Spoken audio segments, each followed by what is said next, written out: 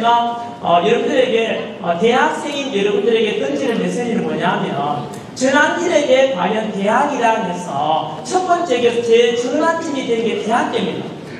쉽게 말 제가 지금 50년 살면서 돌아보니까 한 3번, 4번 정도의 전환점이 있었거든요. 그 전환점 속에서 많은 시행착오를 겪어서 지금에 이르렀는데 오늘 여러분들은 제 강의를 듣고 제가 제 경험담을 여러분들한테 오픈할 테니까 그런 걸 드러났다가 여러분들은 시행착오를 덜 겪고 성공과 행복으로 나아가길 바라요. 첫 번째 전환점이 뭐냐면 대학 때인데요. 제가 대학에 들어가서 저한테 지금 이렇게 만든 것은 대학이었어요. 저에게 전환길의 대학이란 무엇이냐 묻는다면 바로 기회의 파라다이스다. 쉽게 말하면 내가 얻을 수 있는 모든 기회를 대학에서 얻었다 이래 보시면 됩니다. 첫 번째는 뭐냐면은 바로 제가 재능, 강사라는 재능, 강의하는 이 강사 취급 가지게 된 것도요. 대학에서 알바하면서 알게 되거든요. 우리가 진작에 전공을 이제 자기가 재능을 알고 대학 전공을 가는 사람도 있겠지만 또 전공하고 상관없이 대학 다니면서 자신의 재능을 발견하기도 하지 않습니까? 적성을 그죠? 저 같은 경우 후자가 되죠.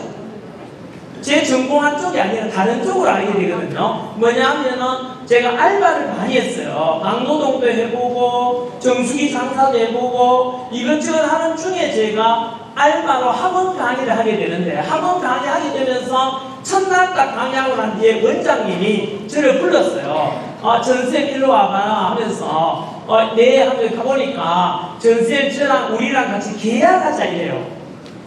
원장님 제 알바 학생이고 전임 강사도 아니고 알바라는 거 말씀드렸지 않습니까? 하는데 그래도 괜찮으니까 계약하자고 했어요. 자기가 바깥에서 제 강의하는 거를 모니터를 했대요. 왜냐하면 초짜 강사 집어넣어놨는데 학원생들 있잖아요. 컴플레인 나오고 떨어져 나갈까 싶어서 우려해가지고 1시간 동안 다 들어봤는데 학생들이 되게 재밌어하고 전세 되게 강의 잘하는 것 같다 이랬어요. 장재성이 있대요. 그래서 제가 그때 알게 되어서 이제 나에게는 다른 사람 앞에서 이렇게 강의하는 재능이 있는구나를 그때 알게 됐죠. 20대 군대에 갔다 왔어 아닙니까? 그죠? 그래서 제가 그 재능을 발견하고 난 게 이제 지금의 학원 강사가 된 겁니다. 그리고 두 번째는 뭐냐면은 바로 제가 대학원 갔을 때 또 전공을 역사를 또 하거든요. 그래서 결국은 이제 대학이라는 것을 통해서 저는 재능도 발견하고 제가 평생 이제 사용할 지식 역사적인 지식이라든가 강의할 수 있는 이 지식도 대학에서 제가 갖추게 되는 택이지요. 그리고 나서 제가 그냥 주어진 건 아닙니다. 그 속에서 제가 나름대로는 열심히 했거든요. 그래서 대구에서 학원 강의 시작해서 3년 만에 대구 1타 강사가 돼요. 그리고 7년 만에 EBS 강사가 되고 전국 1타 강사가 되는 택입니다.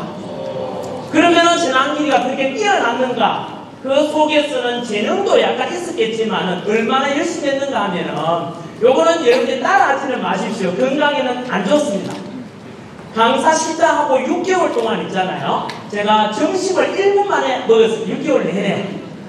어떻게 이마 강사 성공했다고 이마 불안치고 그런 것 같은데 그런 하지 마라 할지 모르는데 실제로 그랬는데요. 제가 점심을 어떻게 1분에 먹냐면은 제 집사람이 공무원이거든요. 아침에 출근하면서 밥 해놓고 가면은 제가 오후 수업이었기 때문에 이제 밥통에서 1분까지 먹습니다. 밥통에서는 양푼에다가 밥 한 죽을 이렇게 들어요. 그리고 냉장고에서 상파수 꺼내가지고 부어서 숟가락으로 저어서 그냥 밥을 먹었어요. 그렇게 6개월 동안 완전히 저한테 주어져 있는 모든 에너지와 시간과 열정을 강의 하나에 미쳤던 겁니다. 그리고 그때 제가 아직도 잊혀지지 않는데 출퇴근 때도 그렇고 노래 들을 때는 우리 운전할 때는 한 곡만 들었어요. 강산의 씨가 불렀던 넌 할 수 있으라는 노래가 있어요.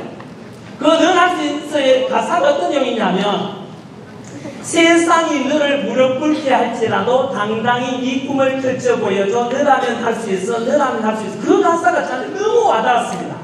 세상은 절대 여러분들 성공하도록 호락호락 그냥 스포트 해주지 않고 태클이 많이 들어옵니다. 손흥민 골 넣을 때 당연히 많은 태클이 들어오지 않습니까? 역시 세상이 너를 무릎 꿇게 할지라도 당당히 꿈을 펼쳐 보여줘 너라면 할 수 있어 하시는데 그 가사가 좋아가지고 6개월 동안 그 노래를 맡았습니다.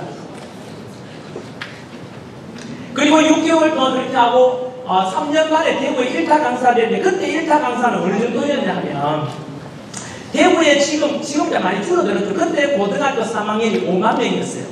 제 수강생이 2만 6천 명이었습니다. 300명, 400명 이 정도 들어가는 강의실에 1년 내내 전타임 마감이었어요. 그래서 실제로 제가 그때 돈을 많이 벌었어요. 그때는 이제 학원 등록도 카드가 아니고 그때는 현금으로 했거든요. 그래서 월급도 강사료도 그때 현금으로 받았는데 쇼핑백 2개를 받았어요. 지금은 KB로 바뀌었는데 예전에는 한국주택은행이었거든요. 그 집 앞에 그 가니까 쇼핑 들고 가니까 그 아저씨가 경찰 신고하려고 했어요. 생긴 게 이상하게 생겨가지고 아저씨가 쇼핑백이 현금 들고 오니까 그래서 아저씨 제 소개를 많이 했어요. 제 유신학원의 강사고 제 나쁜 짓 한 사람이 아니라고 막 했거든요.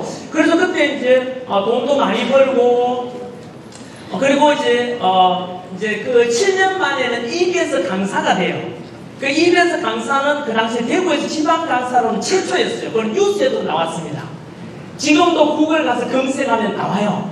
그때 언론 보도된 게. 그러면은 금방 말씀드린 대로 전학기는 대학에서 재능을 발견하고 또 나름대로 미친 듯이 열심히 했었던 거죠. 그리고 성공해서 이제 저한테는 승승장구하는 삶이 펼쳐지는가 싶었는데 그랬으면 지금 제가 여기 없겠죠.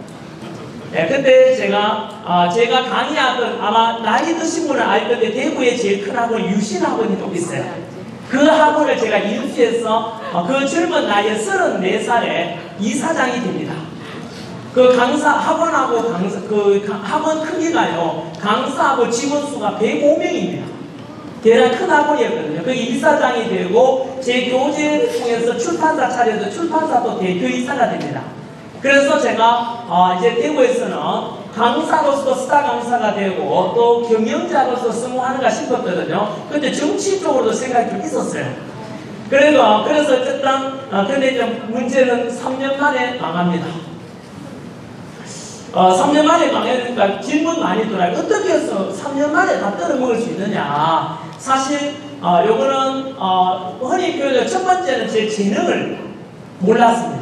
시행착오를 겪거든요. 제가 강의 잘하고 이렇게 하니까 경영도 잘하는 걸로 착각했습니다. 그래서 학원 경영도 잘할 줄 알았는데 결국은 제 속에는 경영하려면 인사관리, 조직관리, 재무관리를 다 해야 되거든요. 연습이 돼 있어야 되는데 제가 한 번도 경영해보지 않은 상태에서 바로 학원, 그 큰 학원의 이사장이 되니까 그걸 감당할 수 없었던 겁니다. 그래서 제가 엎어지고 난 뒤에 깨달은 것은 지금도 그래서 제가 아마 유튜브 보면은 전환기나 근로자도 당연히 존중하지만은 여러분 부모님께서 혹시나 자영업을 하시거나 또는 철물점을 하든 편의점을 하든 마트를 하든 치킨집을 하든 뭘 하더라도 사업하거나 장사하는 분들 굉장히 경의하는 걸 제가 존경합니다. 내가 못하는 것을 잘하기 때문이고 두 번째는 여러분 철물점 하나 마트 하나 이런 거 하더라도 그냥 쉽게 되는 법은 없는 법입니다. 그래서 그분들의 노력이나 이런 걸 존경하고 두 번째는 제가 사람을 고용해가지고 먹여 살리지 않습니까? 그래서 그것에 대해서 굉장히 늘 존중하는 마음이 있어요. 그래서 제가 3년 만에 결국은 이제 다 망하거든요. 그리고 출판사도 부도나거든요. 그래서 결국은 제가 이제 밑바닥 생활을 한 10년 하게 돼요. 물론 이제 망한 이유는 운이 없었기도 합니다. 아까 재능도 없었고요. 두 번째는 운대를 안 달았습니다. 뭐냐면 지금도 유효하잖아요. 사교육비 줄인다는 명목으로 EBS에서 70% 수능 반영하는 게 그때가 첫 해입니다. 04년도가. 그래서 제가 학원을 딱 인수하는 게 03년이었거든요. 이듬해 그게 발표 딱 나니까 이제 학생들이 학원에 안 오는 거예요. 왜냐하면 EBS 방송만 보면 되잖아요. 그래서 결국은 저희만 망한 게 아니고요. 노량진에 있는 또 부산에 있는 큰 대형 단과학원이 그때 우리 학원가에서 사라지게 됩니다. 누가 학원 오겠어요? EBS 강의만 보면 되고 학교 교실에서 틀어주는 방송만 보면 되잖아요. 그 운이었고 두 번째는 책이 안 팔립니다. 이유는 무슨 교재만 보면 돼요, 이제는?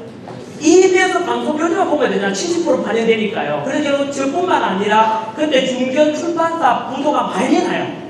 그리고 또 세 번째는 뭐냐면은 지금의 수능 교육 과정이 있죠. 여러분들이 받는 7차 교육 과정 시작이 그 해입니다. 왜냐하면 제가 아까 수강생이 26,000명이 됐다 그랬잖아요. 그 왜 그랬느냐면은 제가 그때만 하더라도 인문계, 자연계 모두 다 사회 탐구를 다 해야 돼요. 제가 가르치는 과목이 또 왜 그렇게 열심히 강의를 했냐면 제가 전공하지 않은 과목을 다 가르칩니다. 그러니 통합사회라 해서 일반사회, 지리, 국사, 윤리까지 다 가르쳐요. 그게 통합사회를 가르쳐 제가 전국적인 스타 강사 되는데 그때 서울에서 통합사회 가르쳐서 스타 강사 된 사람이 메가스타디 차례 손주원 회장이에요. 그러니까 이제 수능에 제가 가르치는 점수 비중이 국어, 영어, 수학만큼 되는 거예요.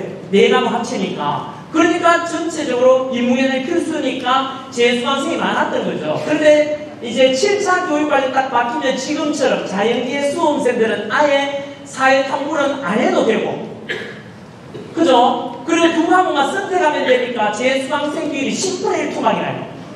결국은 학생 모집에 실패하고 결국은 저는 인기도 추락하고 학원도 부도나고 학원은 이제 적게 되죠? 근데 제가 학원 망하기 모집 실패하고 나니 그래도 먹여 살리려고 학원 있잖아요. 근데 강사하고 직원 합치면 100명이 넘으니까 4인 가족이면 400명이 넘잖아요. 근데 경영자의 마음가짐을 제가 알게 됩니다. 그래서 제가 그 강사료나 직원들 월급 못 주면 결국 그 사람들 4인 가족 굶는다는 생각 때문에 돈 구하러 5대 다닙니다. 비참한 일이 막 겪거든요. 그래서 제가 돈 다 빌려와서 먹여 살리려고 했던 그 마음 때문에 지금도 경영하시는 분들, 고용해서 하시는 분들 존경하는 이유가 그겁니다. 여러 가지들 먹여 살리지 않습니까? 늘 존경하는 이유도 그 때문이고요. 여러분 그래서 결국은 제가 재산 다 날아가고 그리고 나머지 그냥 재산만 날아간 게 아니고 아까 말씀드린 대로 한 2년간 동bil해가지고 월급 줬기 때문에 빚을 많이 지게 돼요. 그때 이제 제가 다 정리하고 난 뒤에 남는 부채가 그러니까 빚이 25억이 남더라고요.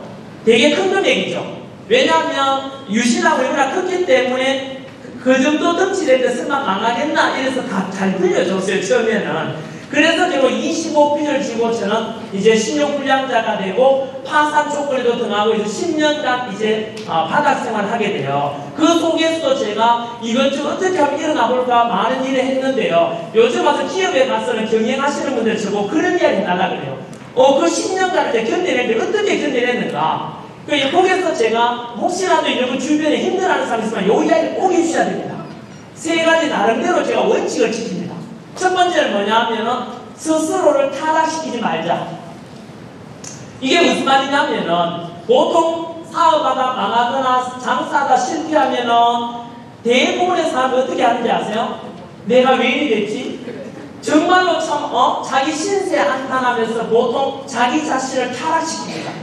뭐냐면은 자학하고 술 마시고 담배 피고 술에 의지하고 그 괴로움을 좀 극복해 보려고 그러면은 대부분의 사람들은 못 일어납니다. 몸이 망가지면 못 일어나지 않습니까? 그래서 저는 철저하게 아니 내 자신을 타락시키지 말고 건강관리를 해야겠다 해서 그때도 제가 매일 기도하고 반신욕하면서 건강관리를 철저히 해야 한다고 생각했고요. 두 번째는 가정을 지키려고 애를 많이 썼습니다. 사실은 요즘이야 이제 이혼가정도 많아지고 그렇지만 제가 수능 강사 12년 하면서 상처받은 애들을 보면은 그래서 나도 역시 이제 아들 딸이 그 당시에 초등학교 이제 저학년이었는데 걔들한테 이거 다음에 돈은 제가 다시 벌면 5만원권 신사임당은 똑같은데 가정을 한번 깨지고 나면 아이들은 평생 상처를 안게 되거든요. 그래서 제가 저도 역시 어머니하고 저는 가정이 어떻게 깨졌는가 하면 제 어릴 때는 고부간의 갈등에서 예전에 저희 아버지 어머니가 할머니를 모시고 살았으니까 고부간의 갈등이 커가지고 우리 엄마하고 할머니가 원수가 돼요.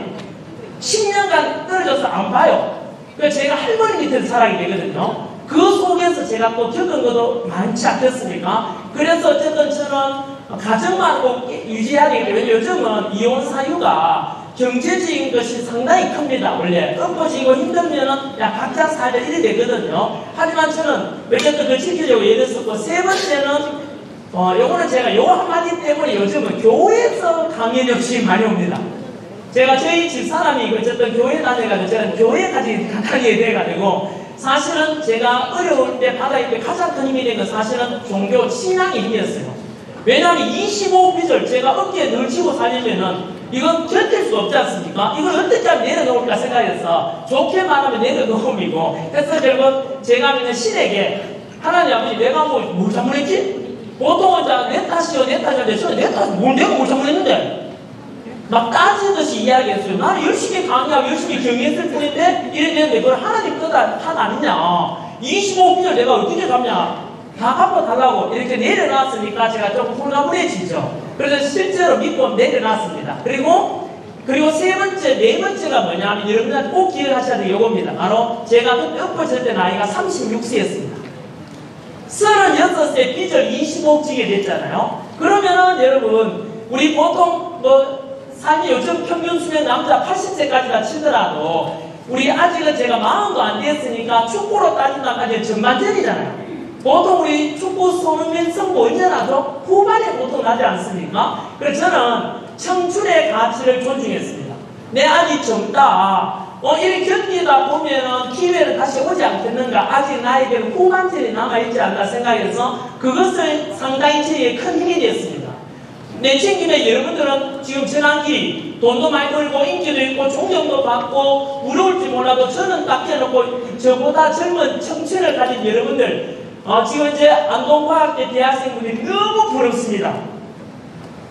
한마디로 저보고 선생님 그러면 전환기 쌤이 가지고 돈과 명예와 인기를 다 저랑 바꾸실래요? 하면은 저는 선생님 저는 아직 20대 대학생이고 이루어놓은 거 하나도 없고 무슨 일을 하면 살아갈지도 모르겠고 낭만한데 정말로 저랑 바꾸겠습니까? 라고 묻는다면 지금 여기 총장님 앉아 계시거든요.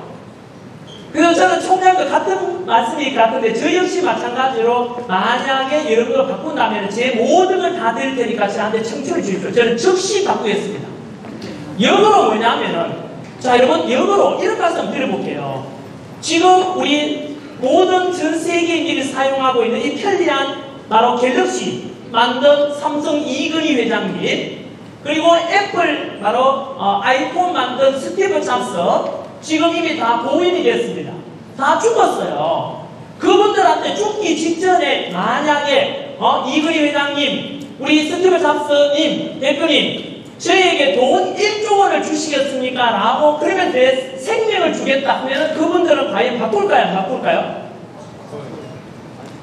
1조 원이 아니라 10조 원을 주고도 살 수가 있다면 즉시 바꾸자고 쓸 겁니다. 바로 그겁니다, 여러분. 저 역시 마찬가지로 이런저런 우여곡절을 겪어서 지금까지 살아왔지만은 어느덧 저 역시 나이가 50 넘어서 이제는 머리도 이제 염색했습니다, 이거. 그리고 머리 안 빠지는 약도 먹고 있습니다. 그리고 여러분, 저 역시 그 사이에 이제 나이가 들지 않습니까? 훨씬 더 죽음이 가까워오고 있지 않습니까?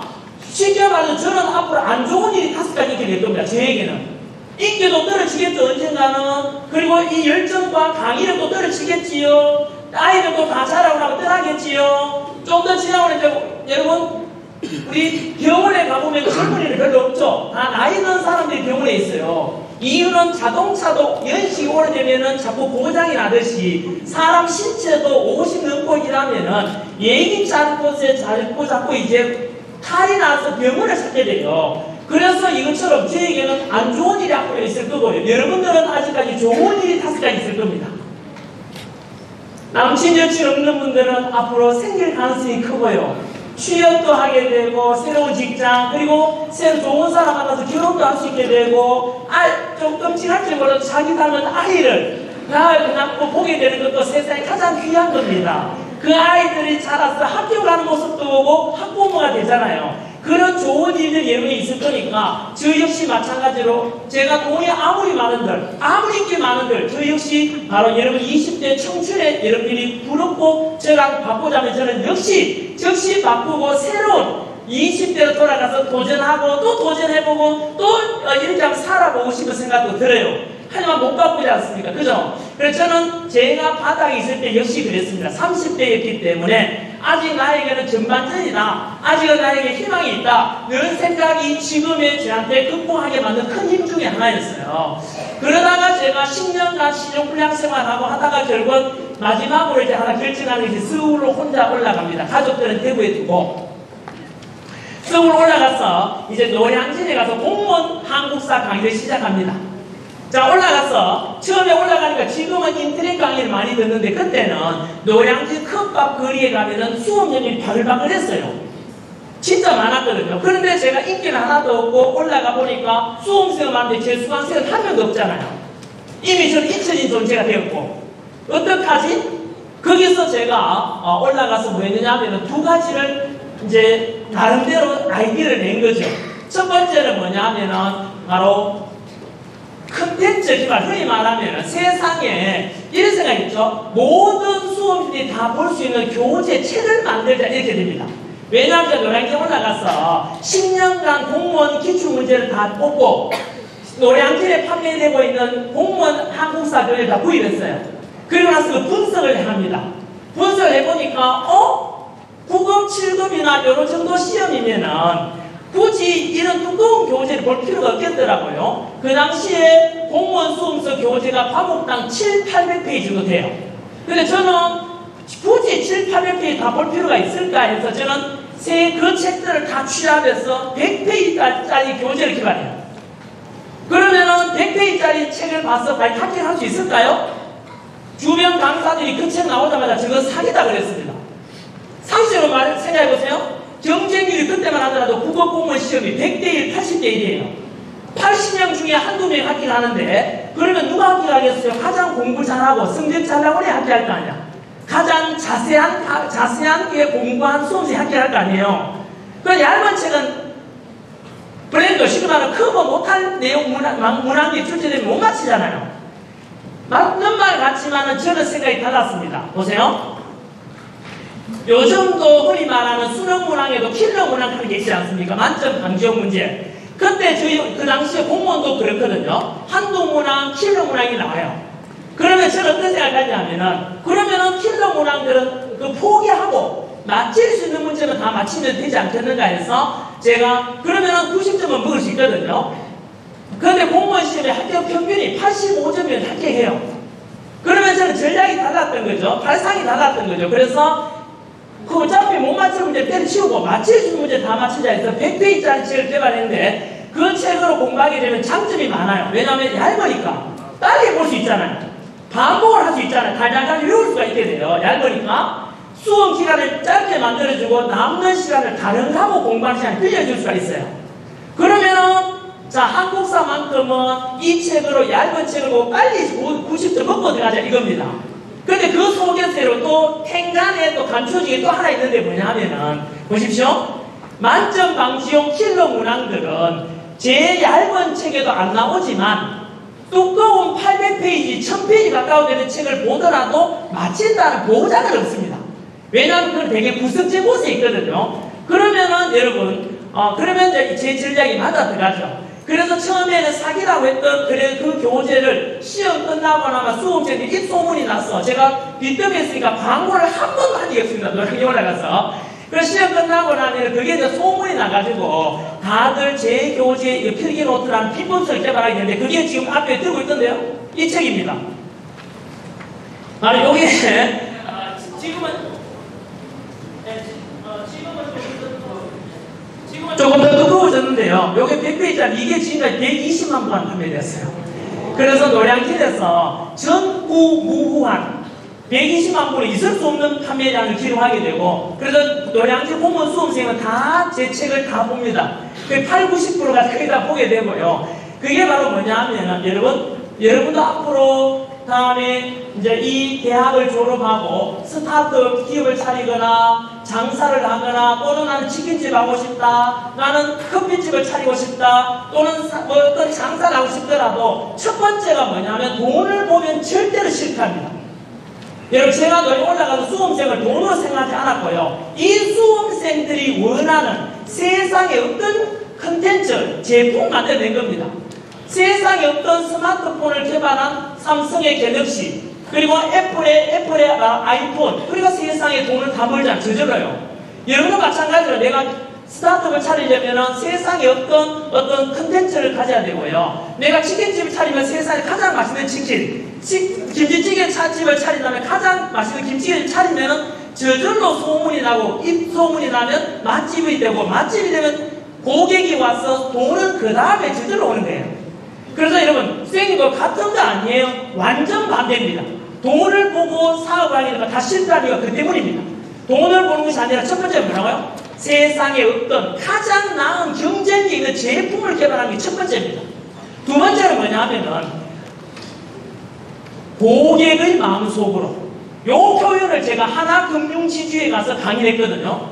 하나금융지주, 하나은행, 하나투자정보 다 합쳐 있는데 거기에 가서 이정도 이런 대상을 강의를 한번 했는데 거기에 하나금융지주의 총회장님이 제 강의를 듣고 감동해가지고 바로 이거다 하면서 자기 마인드가 똑같은데 보통 고객 감동이라는 게 와닿지 않으니까 제가 고객의 마음속으로 들어가자 이 말씀을 드렸는데 하나금융지도 모두 다 그렇게 해라라고 했어요. 어쨌든 제가 뭐냐면은 여러분 그 당시에 강사로서는 상상도 못할 일을 합니다. 뭐냐면은 제 고객이 수험생이잖아요.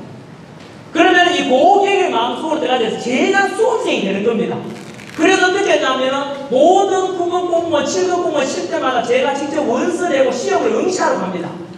처음에는 안 유명하니까 상관이 없었거든요. 물론 감독관 앞자리가 됐을 때는 감독관이 저를 안들게 생각했어요. 아, 이 아저씨 시간 또 떨어지겠네?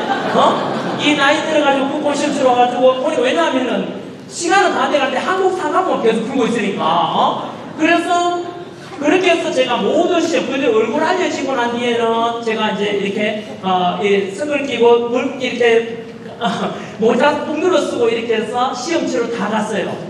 그러면 뭘 알게 되느냐 하면은 첫 번째는 시험 치러 가서 수험생의 그 마음을 알게 됩니다. 보통 시험 해설 강의할 때 강사들은 강사 입장에서 지금 따지면 대학교 교수 입장에서 이것도 못해, 너희들 이것도 못해, 야 이거 너희들 라고 할 때 여러분 그렇지 않습니다.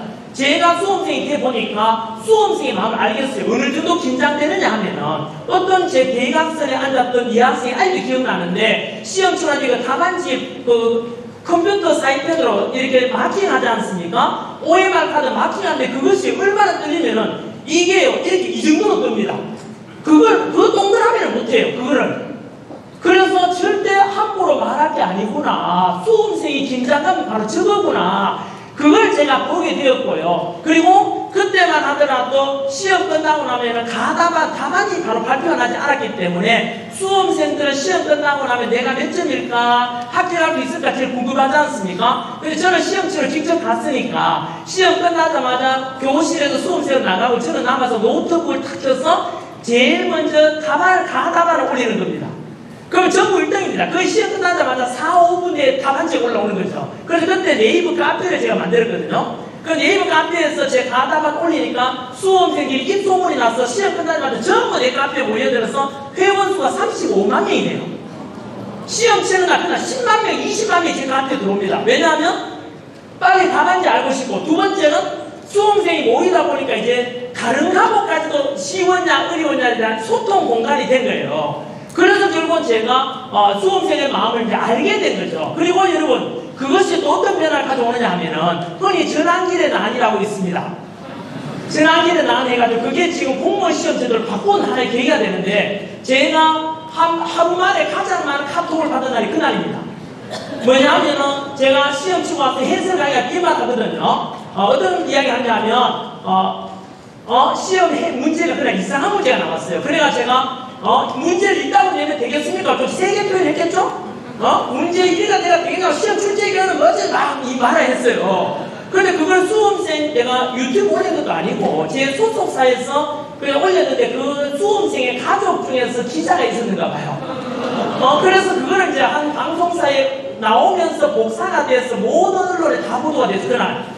그래서 지금은 저한테 모르는 사람들은 저한테 카톡을 야 전환길 야 니 출세했다 텔레비전에 나오더라 이렇게 하고 아는 사람들은 니 괜찮냐라고 있습니다. 왜냐하면 방송에 나올 때 그냥 나온 게 아니고 바로 모자이크 처리돼가 나왔거든요. 제가 문제자도 아닌데 그리고 또 삑 이렇게 나오죠. 욕하는 거는요 삑 처리돼가 나와가지고 그래서 이제 그것이 어떤 파장을 가져오느냐 하면 그렇게 해서 제가 나쁜 짓 한 것처럼 TV에 나왔지만 수험생들은 진실을 알게 됩니다. 전환기가 왜 화냈죠? 할인이유는 참여합니다. 제 이익을 위해서 하는 게 아니죠. 수험생들 그때 멘트가 이거였습니다. 출제위원께서는 어떤 마음으로 시험 낼지 몰라도 이 한국 문항으로 평생 공무원 될 수 있냐 없냐라는 수험생을 생각하면은 얼마나 중요한지 아느냐고 좀 신중하게 해야 되지 않냐라고 막 따졌거든요. 그 방송이 다 나오면서 수험생들이 그걸 다 알게 되고 전학일은 돈만 벌리는 강사가 아니라 우리 수험생의 마음을 진짜 알아주고 우리 대신에 화를 내주고 우리 대신에 상식을 알려주니까 전학일이 진짜다라는 진심을 알게 돼요. 그때 수강생들이 폭증하게 됩니다. 그래서 결국 그 뒤로 그게 어디까지 가느냐면 어떤 국회의원께서 시험 문제 출제하는 기관이 인사혁신처거든요. 인사혁신처장님을 국회에 불러가지고 따집니다. 문제 있다고 되면 되겠냐고. 그래가지고 인사혁신처장님이 잘못됐다고 앞으로 검토위원을 늘려가지고 문제 파악대를 높이겠다. 이래서 그게 2018년도였고 그 뒤로 이제 6, 7년간은 굉장히 고퀄리티 문제가 나오게 돼요. 그 무슨 말씀드리고 싶냐면 여러분 바로 이겁니다. 성공하려면은 고객의 마음속으로 돼야 됩니다. 제가 진심으로 뭐죠? 그러니까 니즈 아닙니까? 공급자 입장이 아니라 수요자 입장, 소비자 입장을 먼저 그 마음속으로 들어가 보면은 어떤 컨텐츠를 개발해야 되고 어떤 내가 스탠스를 취해야 될지를 알게 돼요. 그거는 여기까지가 바로 제 성공에 관한 이야기입니다. 이제 1부입니다. 여기까지가. 그래서 정리하면은 여러분 제가 노량진 올라가서 똑같습니다. 첫 번째 성공하려면 제 좌우명이 되죠? 제 좌우명이 뭐겠습니까? 미친 자는 성공한다는 것. 저처럼 평범한 머리를 가지고 제 경쟁자보다 학벌이 좀 부족하고 부모 찬스도 없고 외모도 마찬가지 아닙니까? 학원 강사 얼굴 이쁘고 잘생기면 학원 강의하기 되게 좋습니다. 우리 여자 선생님 같은 경우는 얼굴 이쁘가 가만히들 침 지르고 이래가지고 선생님 수업 선택하는 경우도 되게 많아요. 근데 저는 동료 선생님 표현하면 저는 억울하게 생겼다고 이질하더라고요. 그래서 어쨌든 그런 걸 극복하면서 여기까지 오려면은 남들보다 얼마나 더 열심히 했는가를 한번 생각해 보십시오. 그리고 첫 번째는 제 좌우명 미친 자는 성공한다는 겁니다. 미친 자라는 것은 알다시피 또라이가 되는 게 아니고 나에게 주어져 있는 이 시간과 열정 모든 것을 하나에 집중하는 걸 가리킵니다. 우리가 돋보기로 이렇게 어떤 열을 모아보면 초점이 딱 맞춰지면은 종이도 태울 정도로 에너지가 발생하지만은 초점이 흐려지면 아무런 에너지가 발생하지 않거든요. 그래서 첫 번째는 내 모든 에너지 시간을 하나에 집중하는 것이 필요하고 두 번째는 오지랖 넓어지 하면 안 되죠. 여러분 제가 아까 경영 실패는 이유 중에 하나가 뭐죠? 오지랖 넓어지 됐잖아요. 강의하랴, 출판사 경영하랴, 학원 경영하랴 에너지가 흩어졌으니까 이거 다 실패하게 된 거예요. 그리고 노량진 올라가서 마찬가지였거든요. 제가 영화는 2개밖에 안 봤습니다. 언제나 글래디에이터라는 영화와 배너라는 영화 있어요. 배너. 1959년작인데 아카데미 작품상 받은 거예요. 배너하고 글래디에이터 마시무스 나오는 영화인데 그 2개 공통점이 뭔지 아세요? 복수하는 거죠. 복수하는 거죠. 실제 영화 대수의 대사도 그런 말 나오죠. 정오심은 성공을 만드는 하나의 큰 동기부여가 됩니다. 저는 복수하는 영화를 좋아합니다. 그 복수하는 것은 악을 악으로 갚는 것이 아니라 선으로서 악을 이기는 복수를 가리킵니다. 쉽게 말하면 저는 가난하게 자랐기 때문에 가난이 너무 싫었습니다. 제가 초등학교 때 가을에 수학을 해가지고 타작을 해서 집으로 그 소나무지에다가 집은 타작이 집으로 우리 집으로 오는 게 아니라 어떤 집을 가는 거예요. 근데 아버지께 여쭤봤더니 아버지 우리 실버농사 타작에서 왜 이 집에 갖다 줘야 하니까 아버지께서 아무 말씀 안 하셨는데 알고 보니까 그게 우리 땅이 아니라 주인 집에 갖다 주러 가는 거였어요. 그래서 제가 그때 가난에 대해서 제가 너무 많이 느꼈어. 가난은 절대로 가난해지고 싶지 않다는 그 가난에 대한 증오심이 컸고요. 그리고 아까 제가 잘 나가다가 경영 실패해서 밑바닥 생활 10년 하지 않습니까? 그때 느낀 게 뭐겠습니까? 저희 시골에서는 여러분 남들은 제가 인간은 어떤 존재인가 물으면 저는 제가 규정하기를 인간은 배신하는 존재다 이 말을 합니다. 선생님 믿고 살아야 되지 왜 그렇게 의심하고 배신하면 안 되잖아요. 네가 몰라서 그렇지. 인간은 원래 배신하는 존재입니다. 흔히 제가 수업에서 가르치다 보면 선생님 제 남친 배신하고 떠나갔어요. 여친 배신하고 떠나갔는데 제 속으로 네가 그렇게 원인체고 있지 않냐고. 쉽게 말하면 원래 인간은 배신할 때 떠나가지는 걸 알아야 됩니다. 부부도 마찬가지입니다. 에? 여러분 인간 심리를 알고 나면 지금 사귀고 있는 이 남친, 이 여친 언젠가는 떠나갈 수 있구나 늘 전제하에 관리를 해가는 겁니다. 떠나지 않도록 그것처럼 쉽게 말하면 인간은 또 남 잘 되는 것보다는 못 되는 걸 좋아합니다. 원래 혹시나 다음 여러분들이 공부 성적 올라가면은 나는 주변 사람 좋아할 것 같지만 다 결국은 대합하는 게 인간 심리입니다. 저 역시 마찬가지로 실패하고 나니까 마을에서도 그렇고 주변에서는 아이고 그 집안들 잘 나간다 하지만 망했대, 빚더미에 앉았대, 이게 제 귀에도 들릴 정도로 많이 돌아다녔어요. 그래서 저는 저희 아버지 어머니 어땠겠습니까? 그 10년간 그 소리를 들었으니까. 그래서 저는 그 실패를 어떻게든 간에 저는 극복했다는 생각이 되게 강했어요. 왜냐하면 그렇게 제가 엎어지고 실패했으면 우리 아이들은 결국 빚더미 아버지, 못난 아버지의 자식으로 끝나는 거 아닙니까? 거지 새끼가 되는 거죠. 그래서 그 가난과 실패에 대한 증오심이 엄청 강했습니다. 그리고 아까 그래서 교회 올라갔어도 미친 자는 승화시다 해서 제 모든 에너지를 하나에 미쳤던 것이고요. 두 번째는 그냥 미치는 것이 아니라 뭐였죠? 세상에 어떤 컨텐츠를 개발하고 제품 개발이죠. 그다음 고객의 마음속으로 들어가는 진정성입니다. 수험생을 돈으로 생각하지 않고 그런 것이 제가 성공의 하나의 요인이 되었다 생각하고요. 지금 방송하는 것도 마찬가지입니다. 제 잘 보면은 저는 저희 아버지는 농부였고 많이 못 배우시지만 정직을 가르쳐서 저한테. 그리고 우리 어머니께서는 많이 못 배우신 농사지지만 말을 되게 재밌게 해요. 그래서 그 유전자 물려받아 제가 남을 속이거나 이러면 못하는, 제가 괴로워서 못 살아요. 그러니까 진정성이죠. 오늘 저는 여기 강연에 와서 이 듣는 분들이 요 강연에 오지 않은 사람들을 위해서 시행착오 덜 겪고 다음에 뭘 하더라도 성공했으면 한다는 마음 가지고 있고요.